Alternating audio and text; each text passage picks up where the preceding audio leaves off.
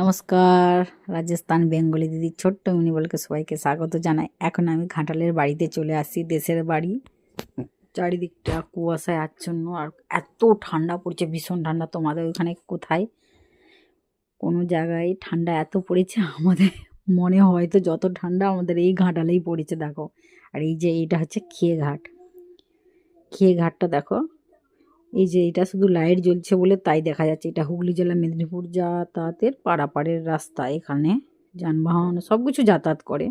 এটা সাঁকো করা আছে তাই দেখো। আর এত অন্ধকার, দেখতে আসি বৃহস্পতিবার তো সকালে সকালে উঠতে, আর দেখো কেউ কাউকে দেখতে পাবে না। আর এই যে আমার মেয়ের দেখো অবস্থা, সারা রাত বমি করছে, রাত জেগে বসে বসে। মেয়েকে ওই বমি হচ্ছে আর আমরা রাত জেগে বসে আছি, খুব শরীর খারাপ মেয়ের। আর এদিকে আমরা তিনজনে খেলতে লেগেছি মেয়ের সঙ্গে, খেলনা বাটি।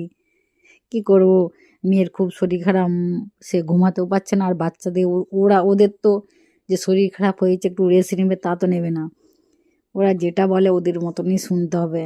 এই যে দেখো বিস্কিট বানিয়েছে চায়ের জন্যে, আর এই যে আমরা চা খাবো।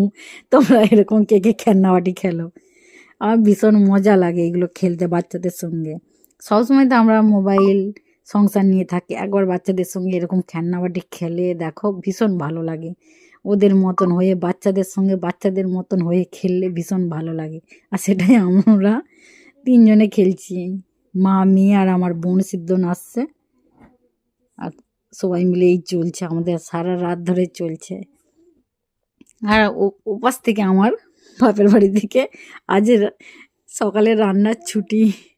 গোপালের ওখানে আমার বাবা মা বৈষ্ণব, ওরা গোপালের সেবা দেবে। আর বলেছে আজ রান্না করতে মানা করেছে, দুদিন ধরে আমার বাপের বাড়ি থেকে খাবার আসছে। আমার বাবাই ফোন করে বলেছে রান্নার ছুটি, এরকম শরীর খারাপ, রান্না করতে হবে না।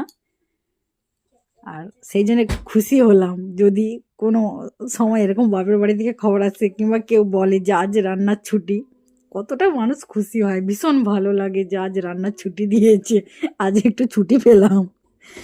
আর রাত জাগা বাড়ির, বৃহস্পতিবার বাড়ির অনেক কাজকর্ম আছে। আর তার সঙ্গে দেখাই যে আমরা সব বিস্কিটও খাচ্ছি, চা খাওয়া হচ্ছে। বিস্কিট খাওয়া দাওয়া সারার পর আবার এদিকে বাবুল, এইগুলো নিয়ে সারা রাত ওই চলছে। পুরো রাতটা আমাদের এইভাবে কাটানো চলছে, এরকমভাবে।